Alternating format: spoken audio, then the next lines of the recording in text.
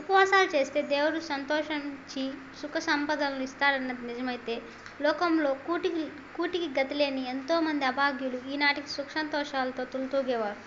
ఉపవాసం అనేది అన్నానికి కాకుండా తప్పు, చెడులను త్యజిస్తే చాలా మేలు జరుగుతుంది మనకి.